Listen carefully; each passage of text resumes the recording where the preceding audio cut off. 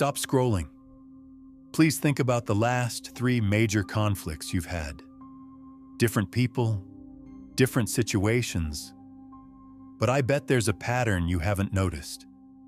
You may always end up with emotionally unavailable partners.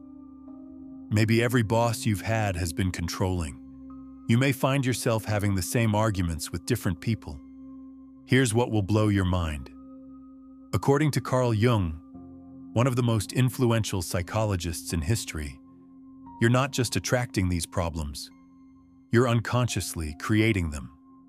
By the end of this video, you'll understand precisely how your mind is playing tricks on you, and more importantly, how to break free from these patterns forever. Carl Jung wasn't just another therapist sitting in an office. He was a Swiss psychiatrist who revolutionized our understanding of the human psyche, working with thousands of patients and developing concepts that still transform lives today. Jung discovered something that most people never realize. The external world we experience largely reflects our internal psychological state. But here's what makes Jung's insights so powerful. He didn't just theorize, he lived it. Jung himself went through what he called his confrontation with the unconscious, a period where he had to face the psychological patterns that were creating chaos in his life. What he discovered during this dark period became the foundation for understanding why we keep repeating the same mistakes. The concept we're exploring today, psychological projection, is perhaps Jung's most practical discovery for everyday life. It explains why you keep having the same arguments, why certain people always seem to push your buttons, and why changing your external circumstances never solves your core problems. Part 1. The projection phenomenon, the mirror of relationships. Jung discovered that we don't see people as they are. We see them as we are. Every person in your life is essentially a mirror reflecting parts of your psyche that you're unaware of or unwilling to acknowledge. Think about that person who gets under your skin.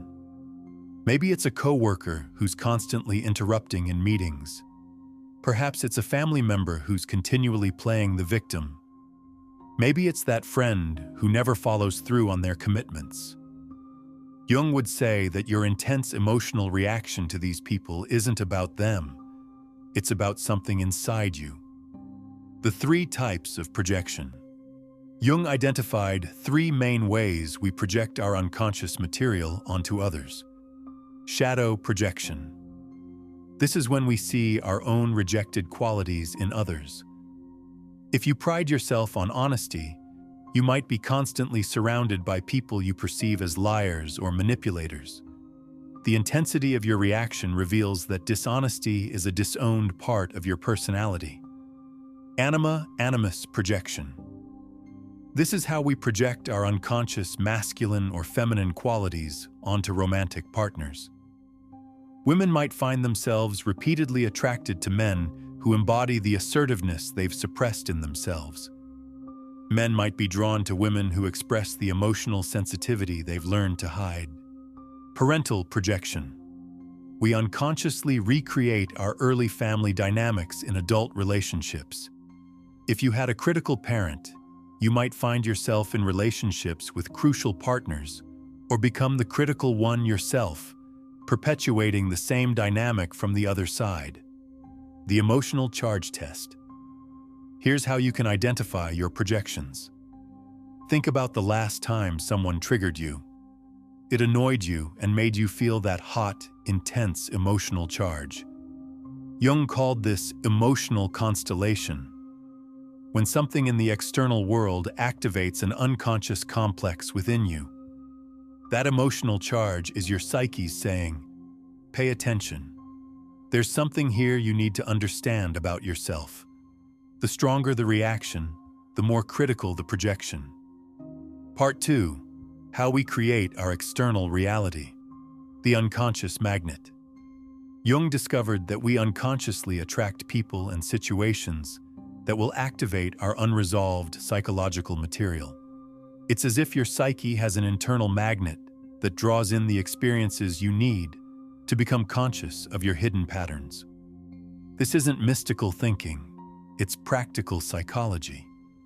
You behave in ways that invite specific responses from others. If you have an unconscious belief that you're not worthy of love, you'll subtly push away people who try to get close to you, or you'll be attracted to people who confirm your unworthiness by treating you poorly. The self-fulfilling prophecy mechanism. Let me give you a concrete example. Sarah came to therapy complaining that every man she dated was emotionally unavailable. She'd been through this pattern 5 times in 3 years. Different men, same outcome. Through Jung's approach, we discovered that Sarah had an unconscious fear of intimacy stemming from childhood abandonment. Without realizing it, she was choosing men who showed early signs of emotional unavailability because they felt safe.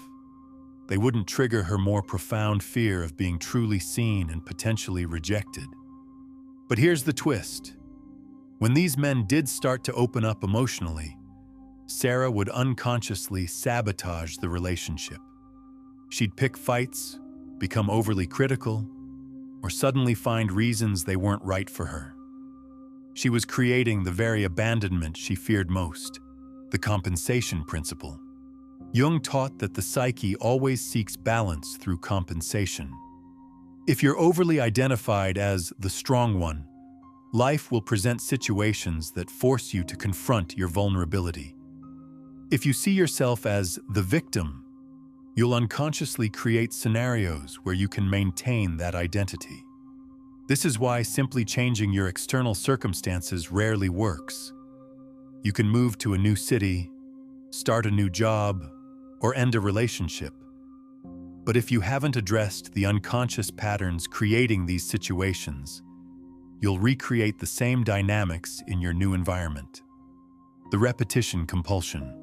Freud noticed that people tend to repeat traumatic experiences. Still, Jung understood why. The psyche is trying to heal itself by recreating situations where you can finally resolve the original wound. Every complex relationship, every challenging boss, every recurring conflict is your unconscious mind's attempt to give you another chance to heal an old pattern.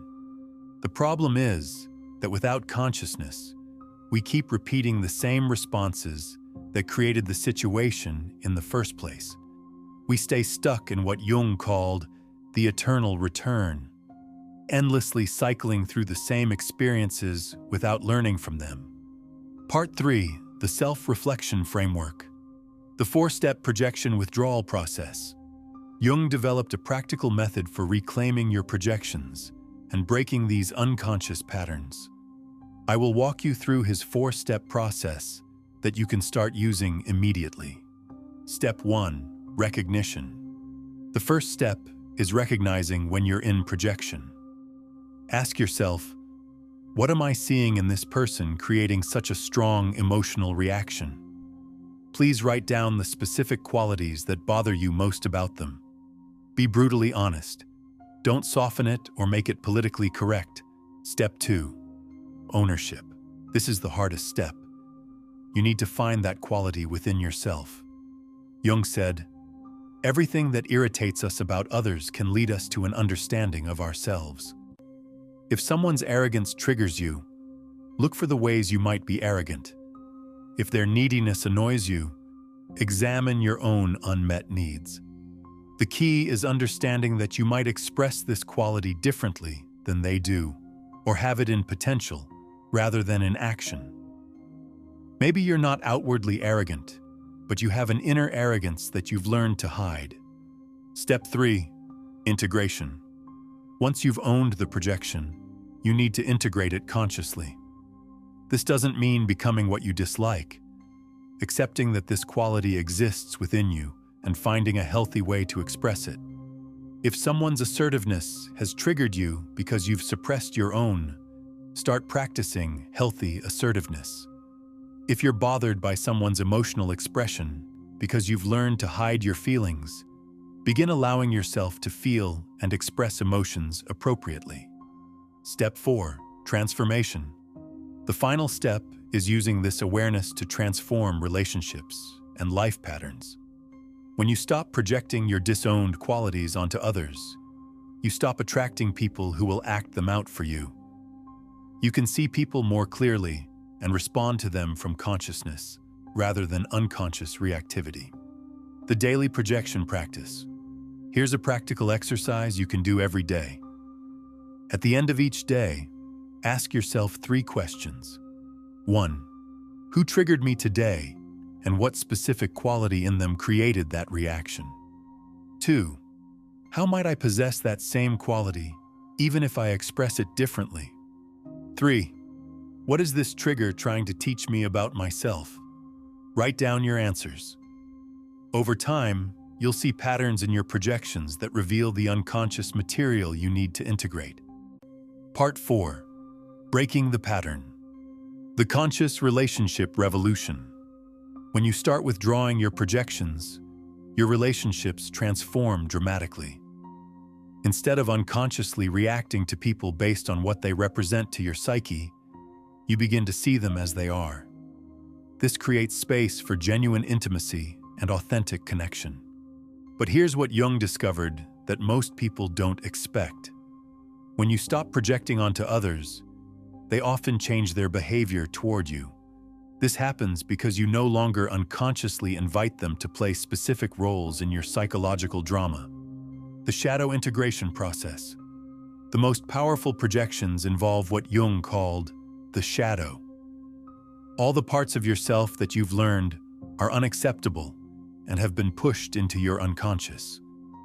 These shadow qualities don't disappear. They get projected onto other people, creating conflicts and attractions that dominate your relationships. Shadow work isn't about becoming your worst qualities, but integrating them so they don't control you unconsciously. When you own your capacity for anger, manipulation, selfishness, or any other negative quality, you stop being triggered when you see these qualities in others and stop unconsciously expressing them in destructive ways. The individuation journey. Jung called the process of becoming conscious of your projections and integrating your shadow individuation, becoming who you truly are rather than who you think you should be. This is the ultimate goal of psychological development: to stop living your life in reaction to unconscious patterns and start creating your reality from conscious choice. Individuation doesn't mean becoming perfect. It means becoming whole. It means accepting all parts of yourself, both light and dark, and learning to express them in healthy, conscious ways. Real-world application. Let me give you a concrete example of how this works. Mark was a successful businessman who kept having conflicts with authority figures. Every boss he'd ever had eventually became unreasonable and controlling in his eyes. He'd been through 6 jobs in 10 years, always leaving because of conflicts with management. Through shadow work, Mark discovered that he had his own unconscious need to control and dominate, which he'd learned to suppress because it wasn't acceptable in his family. He was projecting his own controlling nature onto his bosses and then rebelling against it. Once Mark consciously integrated his leadership and control needs, he stopped seeing every boss as a threat to his autonomy. He could work collaboratively with authority figures because he was no longer fighting his disowned power needs through them. Part 5. The transformation. Living from consciousness. The ultimate promise of Jung's work is that you can stop being a victim of your unconscious patterns and start living from conscious choice. When you understand how projection works, you realize that every person who triggers you is a teacher, showing you something about yourself that you need to integrate. This doesn't mean that all your relationship problems are your fault. It means that your reactions to other people's behavior reveal something important about your psychological development. Other people will still behave in ways you don't like, but you can respond from wisdom rather than reactivity when you're not projecting onto them. The ripple effect. When you start withdrawing your projections and integrating your shadow, it creates a ripple effect in all your relationships. Family members who used to push your buttons suddenly seem less triggering. Romantic partners stop playing out the same old dramas. Even difficult people at work become more manageable because you're not unconsciously inviting conflict. This is the true power of Jung's psychology. It doesn't just help you understand yourself better. It transforms your entire experience of reality. You stop being a victim of circumstances and start becoming the conscious creator of your life experience. The patterns that have been running your life don't have to continue. Jung's insights give you the tools to break free from unconscious repetition and create the relationships and life you want. If this video opened your eyes to something about yourself, hit that like button and tell me in the comments what projection you recognized in your life. And if you want to dive deeper into Jung's revolutionary psychology and learn more practical tools for transformation, subscribe and ring that notification bell. Because next week, we're exploring Jung's concept of the anima and animus, and how your unconscious masculine and feminine sides are secretly controlling your romantic relationships. Remember, everything that triggers you is trying to teach you something about yourself. The question is, are you ready to listen?